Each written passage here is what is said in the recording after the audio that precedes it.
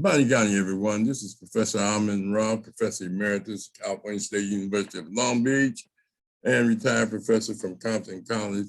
We want to welcome you here to the Conscious Corner. Tonight's presentation is going to be fantastic.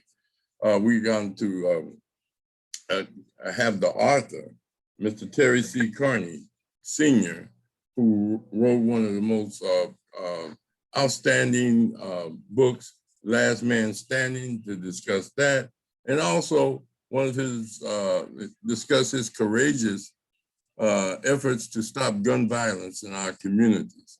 He has a wealth of knowledge from the East Coast to the West Coast, from the North to the South, in various cities, with an expanded family and network of friends that he discusses throughout his book. And at the same time, his life experiences is also a testament to his knowledge and his wisdom and his wealth of experience that he wants to share with us, that I'm pretty sure we're gonna find to be an outstanding presentation. And I call him Big T.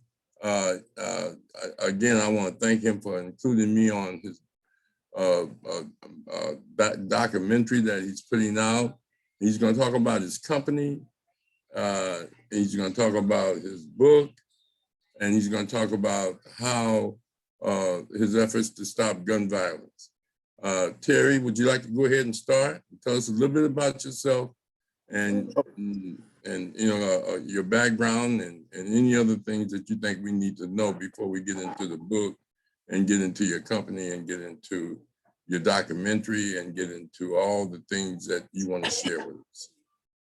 Yeah, thank you very much. My name is Terry Carney, and I done traveled around from Los Angeles to New York to Chicago, pretty much all around the world, pretty much. And I resided in Oklahoma City for quite some years, and then back to LA. And I own a company called Platinum West Entertainment, and we put together a film called The World Epidemic. And the film consists of a lot of the OGs throughout all the communities of Los Angeles. We got Brother Amon involved on it. It's kind of like multicultural cast. And we have a lot of the mothers and family members that lost people to gun violence, as well as one of the Compton councilman, Isaac Galvin. He's also involved in the documentary. We have a slew of the West Coast entertainers, the hip hop culture, from Ice-T to Spice One to Compton's Most Wanted, Quick. It's too many to name that's involved on this project, because what we're trying to do is bring peace back to the community, as well as our non-profitable organization, which is called the World Rebirth Foundation. And our game plan is to start setting up platforms as we get closer to releasing the documentary, and setting up platforms throughout high schools and colleges, where we'll house a lot of different special guest appearances, such as probably like Brother Amon and Alicia Wesley, who is a very close friend of ours, very great therapist as well. We'll have a lot of the different family members that's been affected by this gun violence thing, and we're just trying to bring peace to our community, because we all feel it's way out of control right now. And our game plan is to start it off here in Los Angeles and turn the documentary into a docu-series where we can go pretty much to each city and state of the United States, and show what others are dealing with in their communities, not just at Los Angeles. We want to kind of broaden things and just try to see if we can better and help our community and get people to come together and, take our streets back and win our kids over, because we got a parenting problem dealing with dealing with our youth, you know, and that's pretty much where we at with where it comes from the nonprofit to the documentary. But this documentary is going to be a really good film that is coming together very well. Brother Amon looks great in it, by the way. I mean, he really is dropping science in this film, and I encourage everybody to come out and support it once we actually release it and be a part. Okay, T, tell us a little bit more about the title of the documentary. Oh, okay. Have you got the title yet? Yeah, the title is called The World Epidemic. The World Epidemic. Yeah, I was planning on having a new trailer for you guys to be able to see today, but we still got a little bit more touch-ups that we will have it available for you guys Wednesday. I'll send it over to you so you can be able to get a chance to review it and see what you think about it. Okay, tell us some more about your book. I love the book, Last Man Standing. How'd you get that title? And what's it about? Well, see, I kind of went through a lot of things growing up. You know, I had to change a lot of names throughout the book and change some of the places of where a lot of things took place, you know, just so that we don't get nobody in trouble. And I really didn't want to, you know, a lot of my friends out here in LA, they a lot of their books got a lot of blood and goon, you know, that type of thing. And I kind of wanted to make mine more comedy. It's a bio of my upbringing, and I kind of grew up in a house where I had my mother and father in the home, but they was always out working, and you know, but it was 15 of us growing up. I had 8 brothers, and we had always had a lot of action going on, you know, from, you know, street life. They was peddling drugs, narcotics, and we kind of owned like 5 or 6 homes.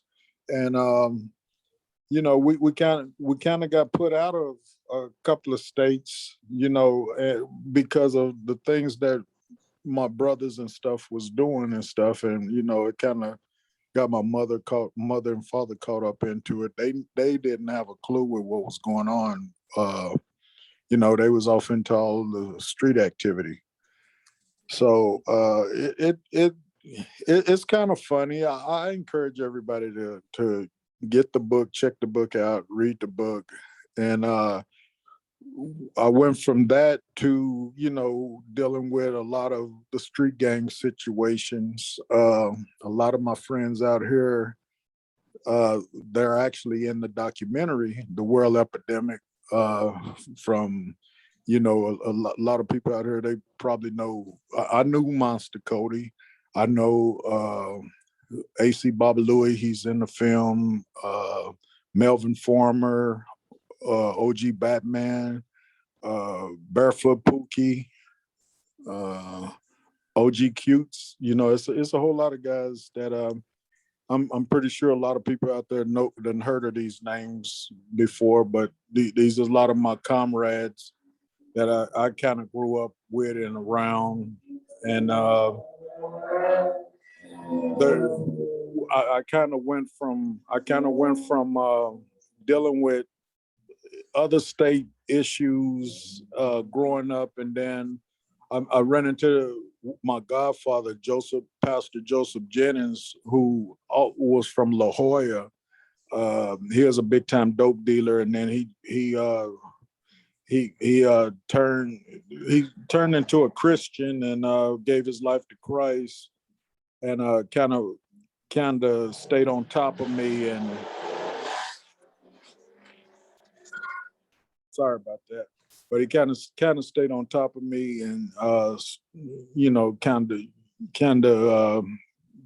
got me to start doing positive things. And he traveled around and gave his testimony. He had been shot 13 times, and he still had like 9 bullets left in him before he passed away. Passed away about 5 years ago, and I moved back out here to LA, and he was very inspirational in my life, and helped me to start living a positive, productive life.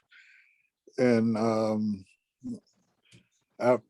it seems like I started taking on the things that he started doing of trying to help and better the community. And here I am today carrying on his legacy after him passing 6 years ago of trying to heal the community and saving lives, saving young lives, because it's going to take our whole village to try to accomplish what we're trying to do. And a lot of the OGs and stuff, it didn't start out here in Los Angeles, how things are going on now, and it's the same way in Chicago. And the reason why I say we gotta go from state to state with this thing, because I love LA, but these are my people in these other states that's out of control, and we got to save our kids and work together by doing so. And that's my goal. That's my game plan, to save as many lives as we possibly can. And that's where I left off at the end of the book, where I turned my life around and started focusing on the things of what I'm doing now. Yeah, when you talk about Dr. Jennings, Joseph Jennings, and you talk about gang life in chapter 19, what did he do, and what would you do that you learned from him to help young people turn their lives around? Man, it was like this brother, man, would not let up off me. He would not let up off me. This dude, this guy was kind of scary in a sense, but I really didn't have no fear or anything, because I ran the streets. But this guy, he told me point blank that he was putting a contract out on my life, and I thought he was talking about literally putting a contract out on my life. He said, I'm putting a contract out on your life, and I'm gonna follow you wherever you go from state to state, and I'm gonna make sure that you're gonna start living a productive life. And I kind of laughed, and man, a lot of my homeboys, we was laughing. We was like, man, this dude here is something else. And Joe, and if I would move to Detroit, he would pop up out of nowhere, and he would call me like he was a phantom or something. I would come to California, he would pop up. He would pop up. I don't know how he was doing it, but he was following me around, and he stayed on top of me. And he, if I have financial problems or whatever, I'll go out to the mailbox. It'll be like 1,000, 2,500 in the mailbox, and then it'll be just a card saying, brother, I love you. Take care of your family, and I'll see you soon. And I had a dad. But my dad, he wasn't no street guy or nothing. He was a working father and stuff. But it was like this brother just, he was God sent, and he stayed on top of me. He said he was going to make sure that I was going to move forward and just be productive. And that's what I did. He put that contract on my life, and here I am now, on my own film and music company, and I have my own nonprofit organization, and I'm trying to do exactly what he done, was save some lives. Right. Well, tell us a little bit more about your efforts to stop guns, as you put it on your T-shirt and put that you put out, and also guns. Yeah, the gun violence. Yeah. And how are you gonna deal with that? Well, because you say it's a worldwide problem, but yeah. I'm Well, pretty we sure starting here at home first. Yeah, our game plan is to get the community involved. You know, bring the awareness by setting up these platforms, and we're going to work the community as well. You know, we're going to work together with a lot of different organizations and trying to get our people to come together and start being parents to the kids. Because what I feel totally, and this is what I'm getting from the kids on the streets right now, and what I'm seeing is that we got to get fathers back to being real fathers to our kids. We got to get mothers to start being real mothers to our kids. So it's going to take restructuring our community family again. You know, getting get these grandmothers out the clubs. You know, wearing shorter dresses than the granddaughter at 30. You know, we got a major problem in our culture right now, and it's parenting. It's parenting, and same thing. Just like with me, my mom and dad was always working for 3 and 4 jobs, but just raising a kid itself is a job. So we got to figure out as a village how what we can do as a village to uh, let these young guys know that we care about them, that we love them, and they don't need to go out here and ride up and down the street and shoot up each other over a rag. Or, you know, it doesn't make any sense, because at the end of the day, and they throw you in them cages, you're a black man, and it's going to be you against several different other nationalities out there. Once you get in that cage, it's a whole different world, and you can't carry that gun with Mm. Okay. Listen, I'm gonna see if some of the people that's getting in. We got one of our strong educators, Sister Nabia here. We have another person, Stephanie Kendall, here, and we have Sherry Moore, and as well as historian Joe Hembrick, as well as Rasha Key. And we're going to give them an opportunity to ask you questions. They don't have the book, so they're probably going to ask you questions more about your strategies to deal with violence and parenting and gun violence as far as what methodologies and see what I'm doing basically, even with the film and even with the movement of our organization, what we doing is setting up the platform so we all can come out and talk and work together and try to figure it out together, and make solid decisions on what we need to do or how we need to do to get back win our kids back and build those families.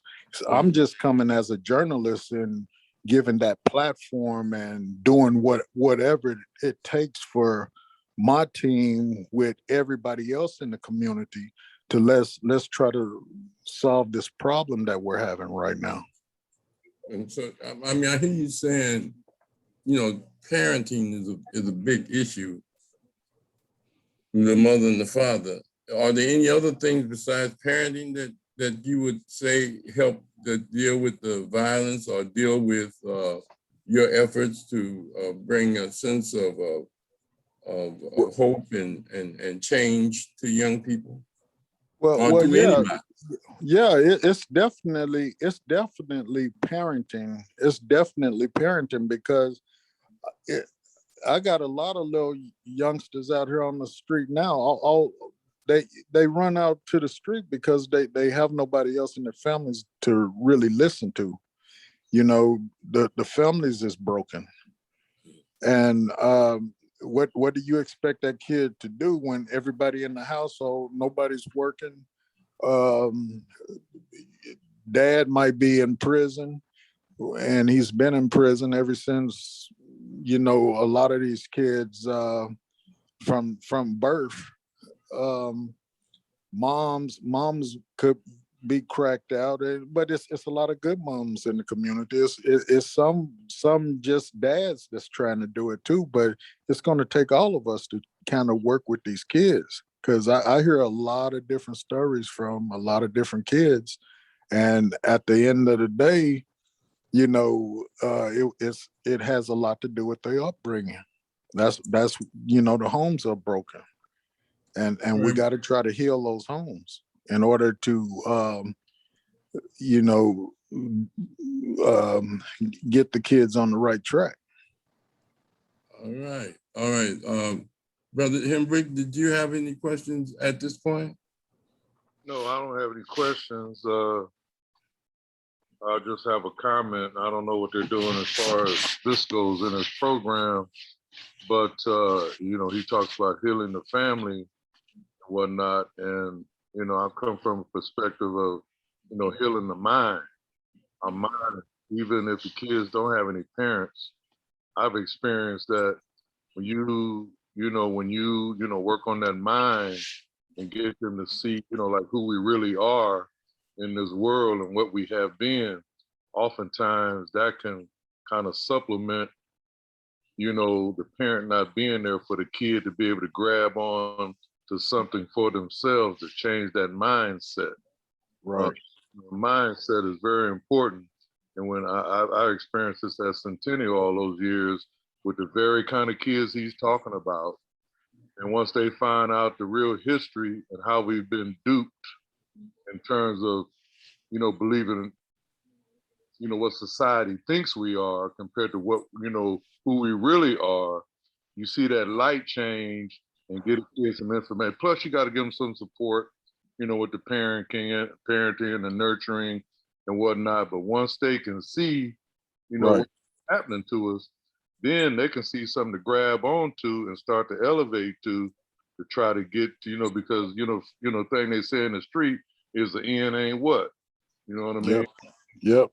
So when you show them that that's just some bogus talk and what really has transpired with us as a people, and you got to start in the motherland, because they always want to start us from slavery.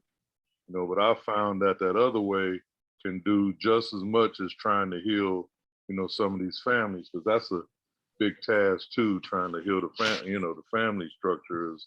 Right. That's the only comment I want to make at this time. So go ahead on, brother. Okay. Nabiha? Yes. How Good you evening, doing, my everyone. sister? I'm Good doing evening. wonderful. I Okay. have to chime in here because I have to agree with, actually, I agree with both of these brothers, but in my life, I am on the parenting end. And so I am 100% that we need to work with the parents to get them involved. And that's going to be the number one solution. Well, everything is needed. It's not a silver bullet that's going to solve this problem, because I definitely agree with Brother Hembrick. But as far as the family is concerned, that's the nucleus, that's the key. And that's what everyone is missing. You can do all these things and tell my child whatever you want to tell them, but they're going to come to the house with me and I can undo everything that you did. And Right. I've seen that done so many times. It's like a revolving door. And so we really have to let parents understand that it is their responsibility. As Ra, you say, you can't drop them off in kindergarten and pick them up at graduation.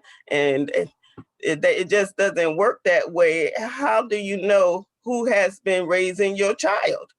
I mean, Right. it's just beyond conception that we think that we're just going to take our children and we're just going to deliver them to someone else to educate them. And that's the mentality that we have to work on.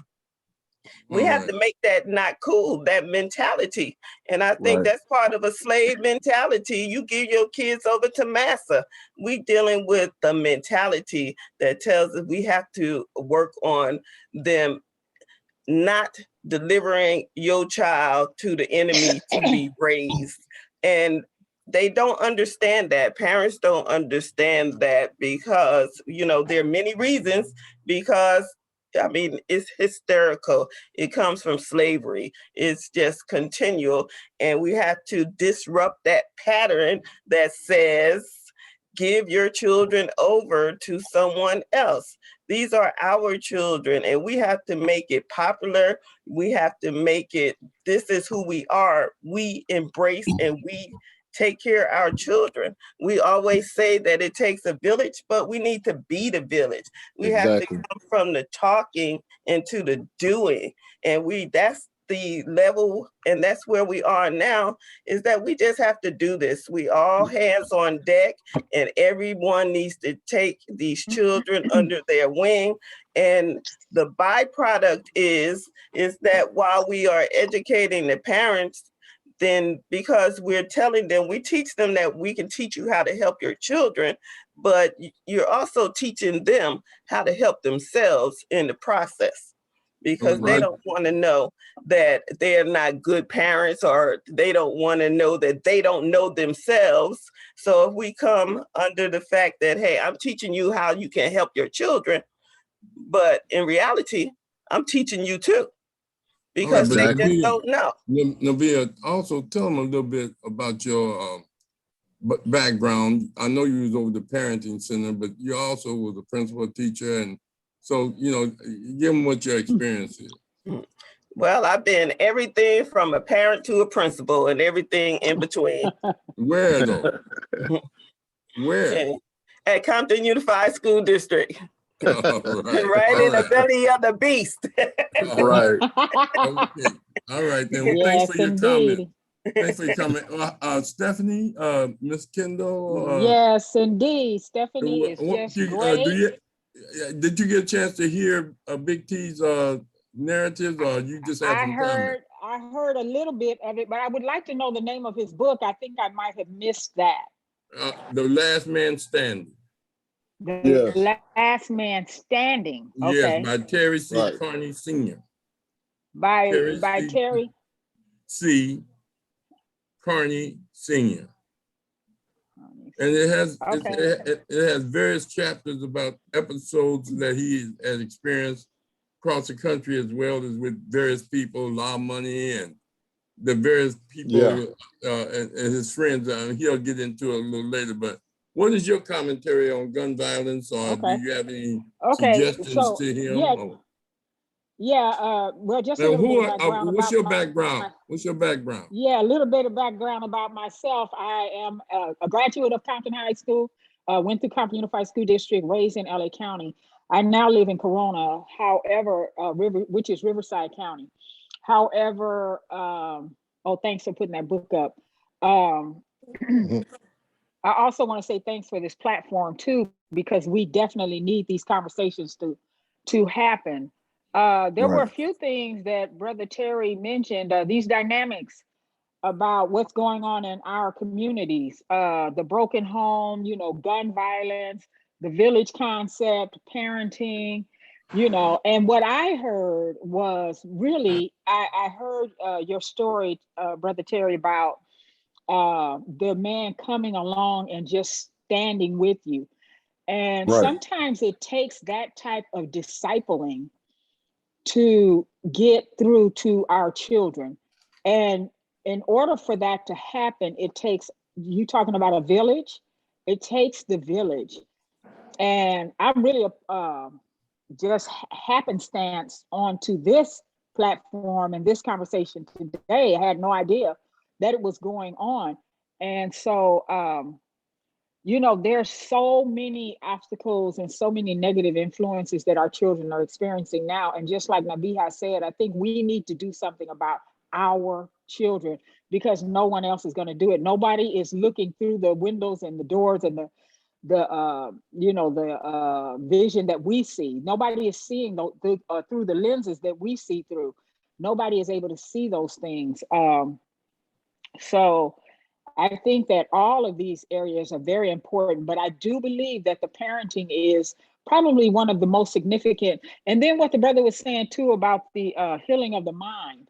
Right. Yeah, the mental state. Our children, they don't understand what's inside of them, the innate ability to be able to bounce back and change their circumstances. That innate ability to capture the knowledge that's out there for them. They don't know that's in them already. And so we have to teach them that, hey, you have these gifts inside of you. You have this talent, you have this innate ability to be powerful, to be, successful, to achieve anything that you put your mind to. They don't know that. So the healing of the mind is crucial. It can be very instrumental, even working with students who, say for instance, a child who has been in jail, and they went to jail at 11 years old. Okay, so now they've been in jail, so and then they're in the gang culture, and now they believe they're just criminals, and they grow up believing this. They're in high school now and they're just believing they're criminal. And by the way, they're in a non-public school because they can't function in the mainstream school system. And these children need to know that, hey, you know what, that is, your mistakes do not identify who you are. Right. We all make mistakes. And so it's that type of healing of the mind that needs to occur for our children to be successful, because they have it in them to do that. They just need to know it. And it's just like Nabiha was saying with the parents, they just need to know how to do it. They just don't. I've heard the saying, you don't know what you don't know. They just don't know it. And so it's our commission to be able to go out there and share this information with these parents. And the village concept is so important. It is so very important, because right now I feel like we're in the village. We're in the village right now, and we're having this discussion, but we need to keep it going. All of us have individual organizations that we're part of. We're all working toward the same goals, but we need to come together and make this work, because with all these dynamics, the broken home, the gun violence, the village concept, the parenting, the discipling, you can't do it by yourself. We have to have others who are working toward the same goal. Thank you so much, Sherry. Before I let you respond, to that, Sherry Moore is on. Sherry? Hello, hi everyone. All right. Why don't you tell us a little bit about your background and any comments you have and with your experience in dealing with gang violence and guns, and if you've heard anything that has been said that you want to comment on. Okay, yeah, there's a couple of things I've heard, but I'm Sherry Moore, and I grew up in Long Beach Unified. So most of the schools I went to were white, where I was maybe 1% Black in the schools. So I grew up with all the busing, and I pretty much know white people, just growing up with them. And I was a observer all the time. So I kind of observed what was going on from early on. And everything that everybody is saying, we're all in this struggle together. But one thing that I always say is that we can't put old school ways on these new school kids. These kids are way different than we are, and we have to find out how they're thinking, and we have to work with them where they are. A lot of times I'm in my office and a kid would play some music, and they're like, oh, well, hold on, Miss Moore, I'm sorry. I said, no, go ahead and play it. Let's see, I let them play it. I tell them to be all the time. I listen to rap. I listen to everything they could bring, because I want to hear what they're saying. I mean, I got to know what these kids are thinking, how they're thinking, what they're saying. So I'm listening to it. I'm like, wow, these kids is messed up. That's what all I can think of. These kids is messed up. And how do we fix it? So the only way we can fix it, we can't be old school. Like when I was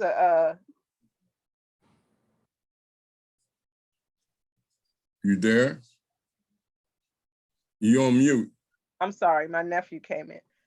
So basically, we cannot fix it the way that we were fixed. We have to find a way to fix them in this new way. And the way that I work with them is where they are, and talk to them where they are. I don't judge. basically the basic thing that I do is say hi to them. You know, how was your day? Hey, sir, mister. I call them all kind. You know, I call them sir, mister to let them know. And they're like, you talking to me? Yeah, you, sir. Come here. They're like, I'm a Mhm. sir. I'm like, yes, you are a sir. So that's how I work with them. And one question that I had to the presenter is that you talked about your media company. I wanted to know a little bit about that, where you're located, or what do you do? Do you do anything with youth on there? That's it. All right. KT, you want to Okay. respond to that? Yeah, I could respond to that. I'm And kind all of the other comments. Yeah. Oh yeah. I totally agree with every comment that have been everything what you guys have said, because it's going to take everything and all of us to work together and to make to win our kids back. I do the same thing. I listen to all the music. I go to different communities, and I sit back and I'll go over and start talking to the kids myself. I'm not scared to go to no neighborhood, and I don't care if you're in a gang or you could be sitting out there with your boys. We'll come over and we'll just start talking to you and then loosen you up and get you to start talking back, and whatever it takes to break that wall down. And then once we get the wall down, we start letting them drain off and let us know what's the problem going on in their community. How and then we start talking more on what do you think we could do to fix this or that, and I have a lot of guys that's that's with our team that actually do the same thing, and what my game plan is to do, just like one of the other young ladies has said, we need to bring our organizations together and become that village.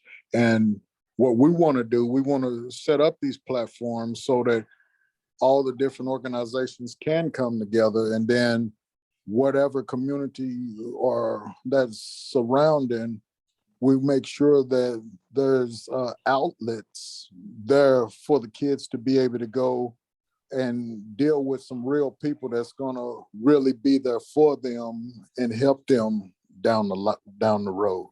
And the answer to the media question, we're based out of Los Angeles, and yes, we are working with kids in music, but we're not just doing music. We trying to find out basically. You got kids from that may want to be a car dealer, have a car dealership. He might want to paint cars. He may want to play sports. He could want to do film production. We're going to have motivational speakers and people from different backgrounds of companies to be able to share and enlighten whatever it is that the kids that surround us, whatever it is that they want to do. We're going to find those plugs and start getting them moving into that direction or this direction. We're in the process right now of setting up some mentorship.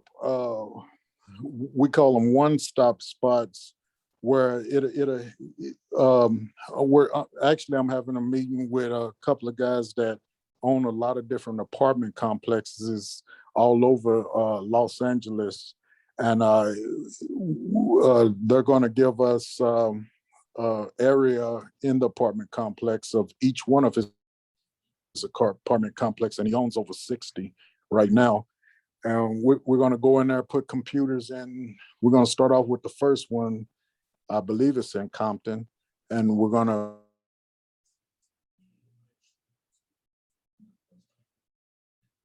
You froze. Go ahead, T. Can you hear me?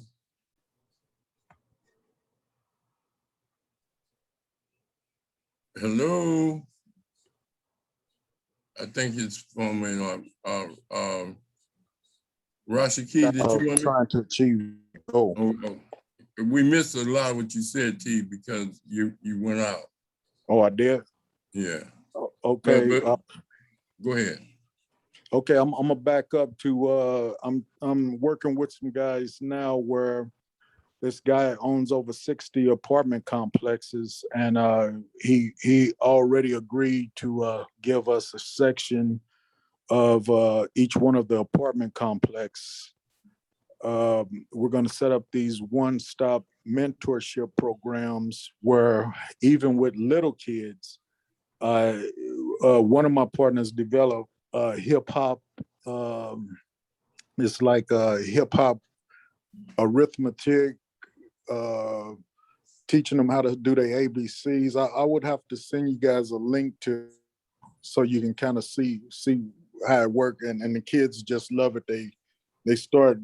He got the cartoons made where they say the A B C D E F G's and then the cartoons jumping around and they teaching them how to say the ABCs from A to Z. We got also we'll be teaching the kids how to start applying for the Stanfords, the Harvards, from the 6th, 7th grade, getting their names registered on there because a lot of kids don't know that it takes that in order to get those scholarships and get your name recognized that early now. That's the reason why our kids don't ever get those particular scholarships to get into Harvard and all that. So we're going to have a group that's going to be working with the kids, helping them do that, helping them with whatever it is that the kids need help, and that'll be going on in each and every one of the apartment complexes that we're setting up. Also, we're working on putting together a warehouse where we'll be able to give out scholarships to kids that does outstanding and on their way to college. We're going to give out scholarships, plus we're going to help them with if they have to get an apartment, we're going to help them furnish the apartment. We're going to help them with food, clothes, whatever it takes, so they could just focus on mainly studying and keeping a GPA up. We got a lot of people working with us with that, so that's something else that we got going on. But we got our hands in a lot of things, and we got a lot of different groups that we're working with, trying to achieve a lot of that, those goals. That's excellent. Rashiki, did you have a comment? Well, I have a question. Brother Terry. Yes. Do you work with any politicians or like the NRA when it comes to you kind of went out on me. Can you guys hear me? Yeah. I can hear you. Hello? Do you? Hello?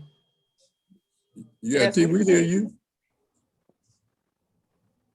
Okay. Hello. Okay, I'm back now. I don't know what All happened. right. Okay. Can you repeat Russ. that question? Yes. Now, when it comes to gun control, gun laws, or anything, do you deal with any politicians or like the NRA? Have you contacted them or any affiliation with the government institutions? No, we haven't contacted any of that. What we're trying to do right off the rip, we're trying to work with the kids in our community because, and this is just me. I know a lot of activity and how our kids is coming up with the guns, and we need to focus on winning our kids back. We got to get our kids back and change their way of thinking. Just like what the brother said earlier, you got to get inside that mind.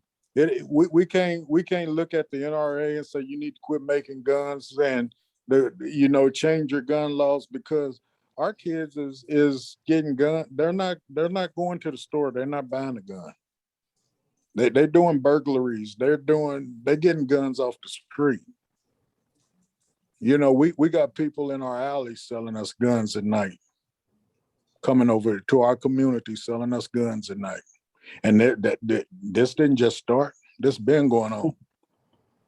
Brother Amon talked about a lot of it in the documentary, and it's been going on.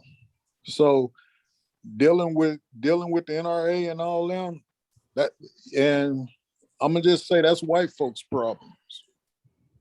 We got a problem in our community that we got to straighten out as men. We got to become men, and we got to go grab our kids, because all these little dudes running around in our streets is our kids. That's right. And if their dad's not taking care of them, we got to take care of them. We got to That's become right. the fathers, and we got to let That's them know, no, that this ain't going down no more. Mhm. Okay, that's We excellent. gotta- I just wanted to know if you dealt with any, local politicians or anything. That's excellent. I think, go Yeah. directly to the source, not the. I don't want to say anything out of the way. So okay, I appreciate that. All right, All right. appreciate it. This has been beautiful. The issue is hard to stop drive-bys if your country do flybys. Right. It's gun violence is an American cultural attribute. Violence is an American cultural attribute.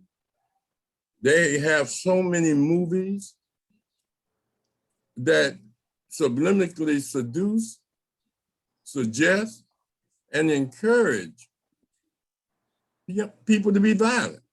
And it's not just young people, it's young adults. Right. When you come up, and Terry, in your book, you talk about how you came up. Right. And it was all around you. And you got other young people, they got both parents in the home, but the parents think they're gangsters. Yep. And so what my point is, where did they get these ideas? We argued in 1960 that the key crisis in our community life is a culture crisis, a crisis of views and values. We've had a lot of organizations, American with Jim Brown. Yeah. We had Stop the Violence, Increase the Peace with Khalid Shaw. And we had Homeboys in East LA. We've had a lot of the Challengers Boys Club. There's been a lot of people trying to reach youth, but where did the youth get these ideas from? Who are they imitating? When, Terry, you talk about how you grew up and all the images you had, and you mentioned their names and in the book, in the written part, but then in the back you have pictures, but you didn't put names on the pictures. But my point is that, sometimes we focus on the youth, and we should. I mean, it's hard for them to defend themselves. But and as Brother Hembrick was saying, and you, Terry, and as well as Nabia and Stephanie and Sherry, that we do got to get into the mind. We had a parenting discussion on this platform. And at the same time, we've had young people with strong parents, strong community, and they still do a bunch of shooting. Right. So it's a value system of that some of us grew up hard. I know I grew up hard with 12 brothers and sisters. And, I didn't stop doing bad things until I became an adult. Right. And then and a family man. And then I had to retire from all the risk and challenges, because when you're in a criminal culture of America, the only thing you're guilty of is getting caught. And if you don't get caught, you're a successful person, because gangs have went into organized crime, and they don't call it gangbanging, they call it putting in work. When they go into cartels as Freeway Rick and all of them, all of that entails, being able to defend your turf and have your gun and proving that you'll take people out. Young people at school bring guns and things of this nature, but they get that from the dominant society. They spend billions of dollars on commercials for the Olympics, but they're sure, and they say those commercials influence you. That's why they 2-minute or minute or 30-second commercial, and they spend big money. And they say those commercials influence you, but they'll show a violent movie for 4 hours. Yep. 2 hours, hour and a half, where people are killing and shooting each other. Ain't that influencing you too? Yep. And so my point is, I like the emphasis on dealing with youth. But we've had, as you know, the Blackstone Rangers out of Chicago turned themselves into the Eurekins. The whole Black Panther Party was the emergence of street gangs. The Sons of Watts came out of the Orientals and the Royal Gents, because we had a movement. And I'm saying that we have to, as we say, bring an overarching organization over to meet with all the other organizations that's trying to do things. And, because you got 12-step programs that's dealing with fathers with drugs and alcohol and mothers with drug and alcohol problems, trying to get back on the right track. So my point is that there are a lot of dynamics that go into gun violence, and people don't try to get rid of it. They just try to manage it and control it, and try to encourage people not to do it. And that's from the churches as well as to progressive and conscious teachers like Cherie and I'm pretty sure Nabiha and Stephanie, they tried to talk to the young girls and the young men about values and ethics and principles in the absence of them in behaving in a way in which they think they need that talking to, as well as Brother Hembrick, who tried to bring history and culture into their lives to try to get them to change. So my concern, T, is that I would like for you to elaborate on some more strategies of getting into the culture crisis. A culture is deep. It's not just a behavior. It's a ritualization of violence. Exactly. You had songs that, with rappers with Max and guns and, and talking about wiping people out and, with my gat, regulate with Warren G. Them, what showed up with his gat, and Warren G. I'm just saying, how do you respond to that overwhelming, the monster side of America? Yeah, it's just like, and it glorifies violence and crime. Right. Yeah, it's just like what you just said. You just hit the nail on the head. It's gonna take every organization exactly with what you was just saying to come together from every aspect. It's more than likely. You froze out again.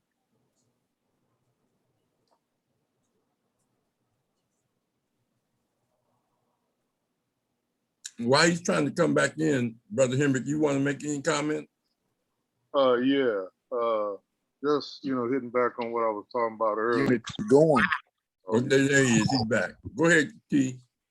Yeah, we just can't give up. Just like all the old heads from the Panthers and all the old organizations. We got to pick up where they left off, and we got to continue our walk and work together and from every aspect, whether it's Alcoholic Anonymous or dealing with the restraining order issues, against family members amongst each other.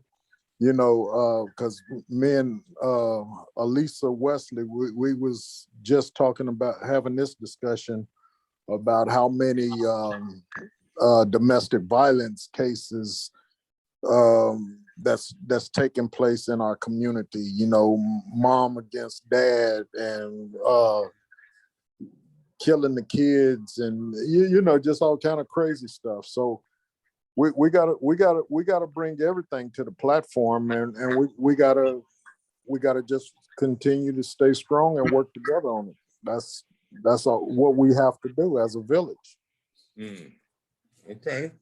All right, Joe, you have to comment? Yeah, appreciating what you said, brother.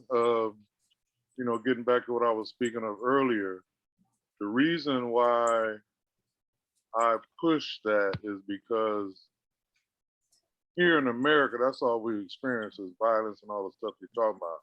And not just here, the European has perpetuated that all around the world where Black people are. Australia, Tasmania, just trying to wipe us out. So the reason I speak about going across to Africa is to learn what we were doing before we got in this thing. You understand what I'm saying? Like as far as a conflict, a lot of African nations, you bring your best wrestler or best dancer, and they would compete and settle the dispute. We didn't start killing folks until Shaka came around. That's what I'm saying. And then that area of a part of time, the village that you're talking about was in full operation. You see what I'm saying? That's why I think it's so important for our kids to learn that so they can see how we've been duped since coming over here. Right. And it's my thing that we can't fear ourselves using anything that we learned from this European. Because you were just talking about domestic violence and all that. That wasn't happening over there before we came here. We learned that from him also. So it's my that we need to discard everything we learned from him and start from scratch, and not here in this country. I was looking at a show the other day talking about the African American Museum in D.C. That thing starts us in slavery. It don't deal with Africa at all. You know what I'm saying? That's what we're. And then at the top of the floor, the thing that got up there is LeBron James. That's the epitome. That's some bull. We need to go back to what our ancient ancestors was doing and what they believed and how they operated. And that's the only thing that's going to save us, because operating in this place over here, we behind enemy lines, dog. Yeah. We would like to say what we need to do and teach them kids what to do with them weapons, but I don't want to get in trouble, but I got a theory on that also. Right. We just shooting the wrong folks. Yeah, so I'm gonna leave it at that. I just wanted to chime in on that, but I appreciate what you're doing. And let me say this to you: if people in the program, do not know that information, they need to learn it, because I've seen it turn a light on in the kids. Where because most of the kids I dealt with were in the system. I did a study in '94, and 74% of the Black kids at my school were, they weren't with either parent. Group home, false home. So I tried to talk to them about, the stuff that's in their program that they can take advantage of. Right. Saying helping with college and all that. I know group home kids, if they go to college, a community college, they have a system set up where they can get a 1-bedroom apartment, furnished and everything, plus a stipend, for 2 years. Right. There's a lot of stuff within the system that the kids can use. And every time I would talk to them about it, they felt so ashamed that they was in it. I said, don't feel ashamed about where you are. Correct the situation, and you didn't have parents, you go out there and become a good parent. That's where it starts. That's where we break the cycle. Exactly. You do. Even though you didn't have it, learn it, and then you do it with yours. And that's how we start, I think. But anyway, I'm gonna chime out and let somebody else do some talking. All right, Nabil, you have any more comments? Well, I guess I just agree with what was being said, and also what you said about all these different organizations that have come through. Is that we know what to do. We just need all hands on deck to get out here and start doing it, because we have so many people who have so many talent and so many skills that we all just need to be excellent in our lane and support each other in their lane.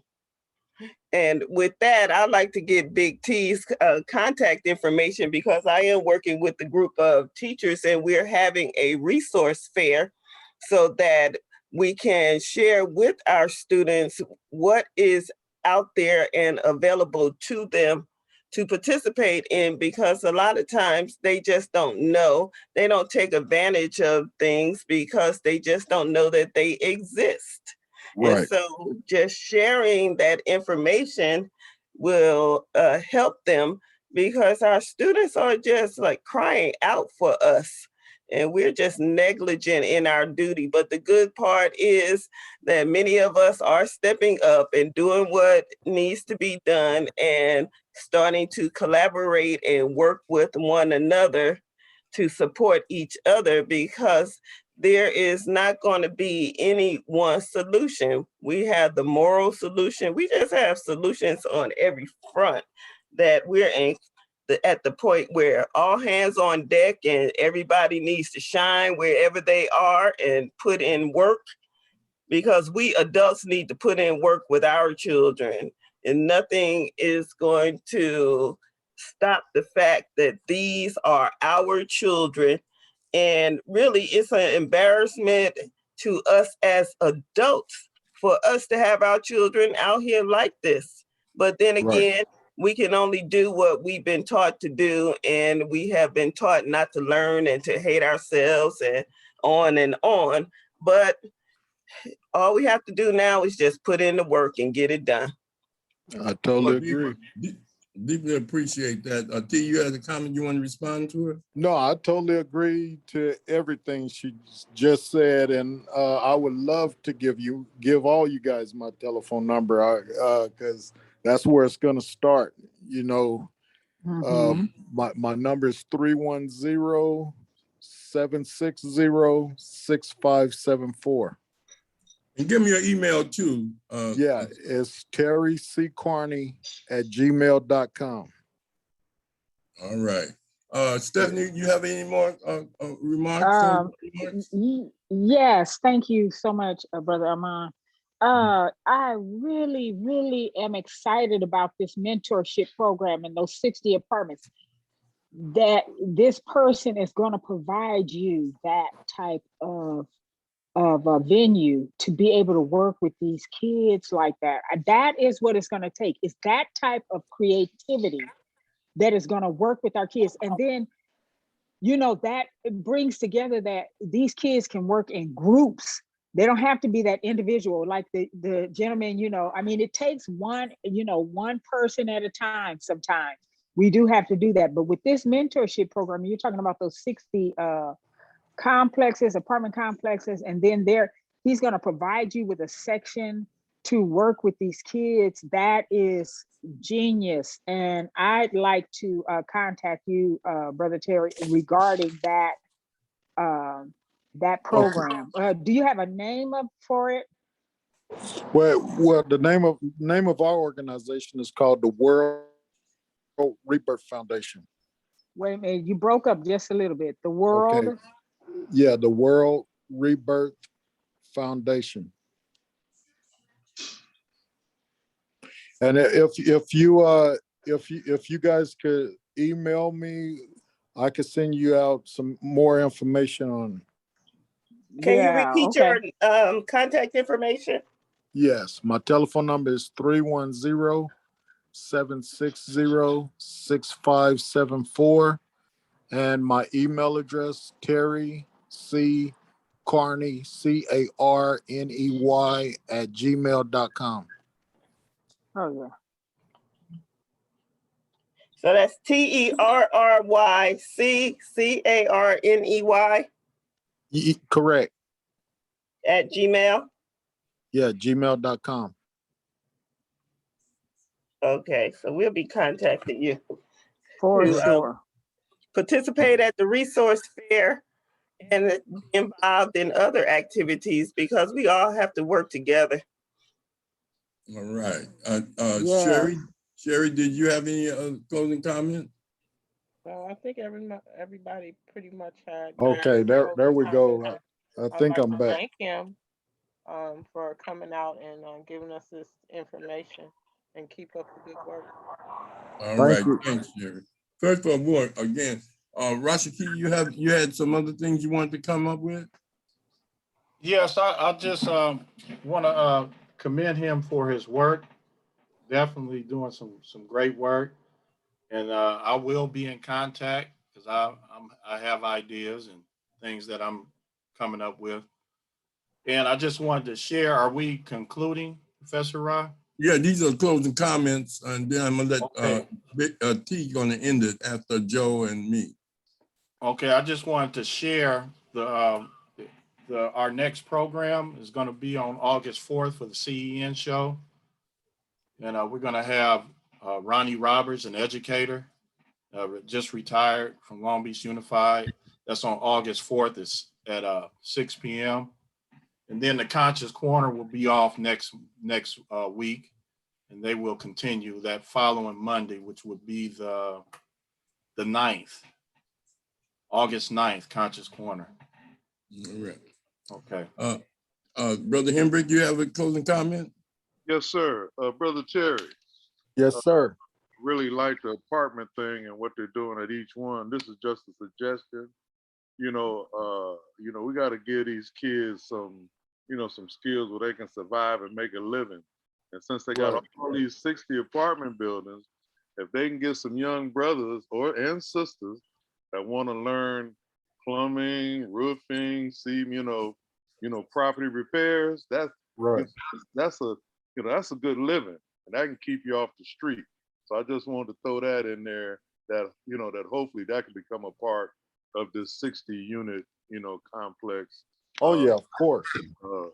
A mentorship type thing. So that was it. Of course.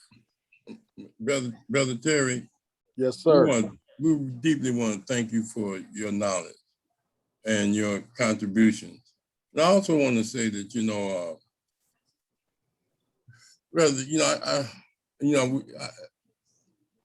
we have what they call rites of passage programs where, and for men, for young women and young men.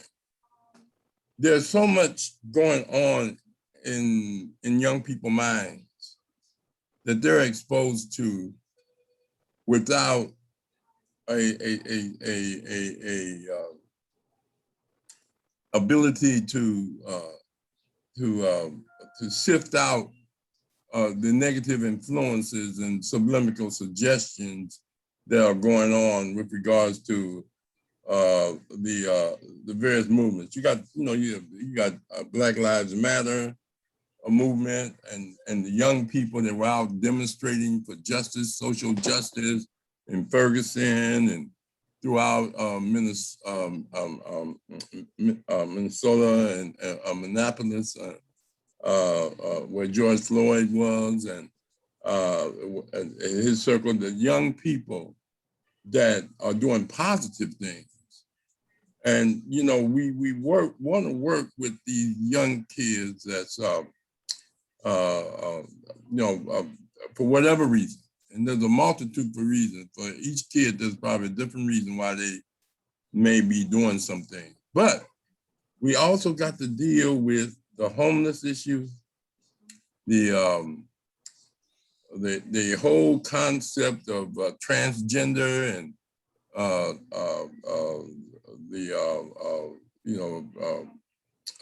the whole gender movement of you can be a boy or a girl regardless of what sex you are, and there's a lot of confusion out there and for young people, but it's being presented by adults who are trying to recruit many of these young people into their way of thinking. And I just want to commend you on how your book deal with your transformation. And hopefully that others will follow that strategy of peer, because I know it helped me, having some strong peers. But Right. I had 3 sons that grew up in a neighborhood off of in Compton, but it was almost all the kids in that one block are successful. And it's right across from Park Village. What was the name of it, Abaki? I can't remember the name of the housing area that we were in, but they had just built these homes, and we moved in. We were right there off of Alondra and You talking about the Grandies? no, it's right there across from Park Village. Those new homes. Is it called Sunny Wellington Cove? Farms. Sunny Cove. Sunny Sunny Cove. Cove, Sunny yeah. Cove. Yeah. And but I believe in strict discipline because I didn't have it coming up. My mother and father were not, but we could walk. We walked to the gym. We could walk downtown Compton. We could ride bikes or do whatever we wanted to do. And my mother and father never said, "Did you do your homework?" or none of that. Whereas I was a different parent. Whereas, no, you can't leave the block. You can't go to the store. You can't, I believe that raising young men and young women, you have to take a military aspect of saving them from themselves because of all the subliminal suggestions for greed and envy, and teach them to value what they have and to have a dream and a vision for their future. And your book does that. And I recommend everyone to get this book, Last Man Standing, because it's a narrative about the different regions that Terry grew up in and the different personalities that influenced him. Even in his home, his father was out there, but the strength of his mother to deal with some of the things the father was doing, and how he outlines it's a beautiful read. It's flow. It's not a big 500-page book. It's just a good book and a good testimony that it's sort of like what Malcolm did. Malcolm didn't have a strong family at home, but he was a straight A student up until the 9th grade. And then he dropped out but then while he was in prison, he changed because he got introduced to a different value system called Islam for him.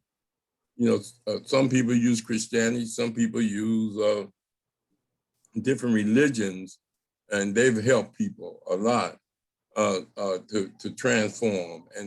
But what this book does is it's non-sectarian and it's not, even though he do talk about he met people that were spiritual, but it showed their ethics of sharing and ethics of caring and not giving up on changing one person as Brother Jennings did with regards to his focus on you, Terry. So I just hope that you would continue your work. And Nabiha is really just being shy about her efforts of giving Kwanzaa programs and really working in the community with parenting centers and trying to implement programs that help, because you had the Brown Barrettes when I was coming up. You had Largo, Latif Flats, and these were street organizations, and many of these people are now in car clubs, motorcycle clubs, and they doing different things. And what I like about your book, it gives you hope, and gives you a vision of what could happen to a young person if everybody put an effort in. And I deeply appreciate that. And also, it's your efforts to deal with gun violence among the young. I know that's not everybody, but you're focusing on the young, because the best cure to any problem is the prevention. And if you can get young people not to buy into being American, as Joe would say, get into your culture and get into your historical culture and your ethics, because we're the moral vanguard of the world. But some of these individuals come from violent cultures and revolution and you know, you go to Brazil where they kill kids for being homeless and messing with their tourism. Right. I mean, there's so much going on worldwide, and I like the way you emphasize that it's a world problem. So, T, if you want to make some closing comments, and we thank you again for being on the show, and we thank Brother Rasaki Maskani and Stephanie, and you and Cherie and Nabia. We need to get some women perspectives as mothers and as women. We would like to get y'all on the show, either as individuals or as a group, to talk about, you know, how we can transform young ladies into strong Afrocentric and or just strong women as far as dealing with the challenges of marriage, the challenges of preteen or teen pregnancy, or sexual abuse, incest, and all the issues that young girls go through. So, Big T, you want to go ahead and make your closing comments? Yes, I do. Yeah, Right. I want to thank everybody for having me, and I want to encourage everybody to call me, email me, because I like to get everybody's email and telephone numbers so I could send out more information and keep you updated on our movements with everything that we got going on, and especially with the release of this new documentary that Brother Amon is a part of. Um, I encourage everybody to come out and support this documentary because I think this is one of the first and only documentary where we was able to bring all the cultures together, multiculturals, the Mexicans, the Samoans, the Asians, us. You know, we got everybody on the same page. We did a couple of shows together, and we had over 300 young guys together from all different gangs, everything out there, and they supported everything that we had going on. We filmed with Ricky Smiley, filmed an episode with Ricky Smiley about the world epidemic film. And the guy the producer came up to me and said, man, normally we only have like 25 people that show up, but you got over 300 youngsters here, and they all multicultural. I've never seen nothing like this ever in my life in Los Angeles. You know, where and they all tatted up, everything. I mean, they are our kids, you know, and it was amazing. And they was like, is this all of you guys? I say, no, it's not all. This is a drop in the bucket. But I could say God is really good, and he's working with us on this. And when you guys listen to every different culture on the documentary talk about their neighborhood and how it's important to stop killing each other, and how the blacks and the browns want to make peace and unity and live together. I'm not saying it, I just brought the platform together, but it's all, we have it all in the documentary. And you know, that's the reason why this documentary need to have full Los Angeles support. And you guys need to see the magic that's working in it with all of our kids from every nationality and background. So I just want to thank you guys again for allowing me to be a part of this show. And I look forward to hearing from everybody. All right, then. Well, again, Roski, we do want everyone to come back and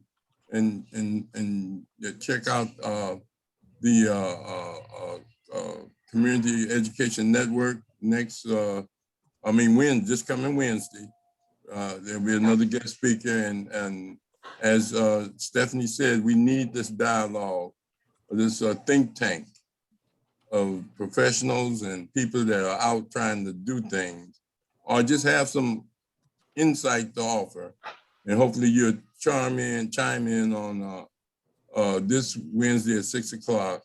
And we're here every Monday and every Wednesday, except for next Monday, we won't be on Conscious Corner, but we will be back next Wednesday. So thanks again, brother, for your contributions and everything. And thank everyone who was on. We deeply appreciate it.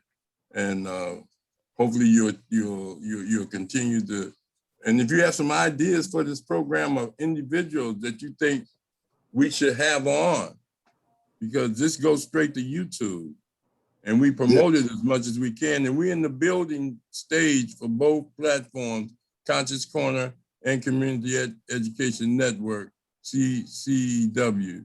And CEN. That's what you see.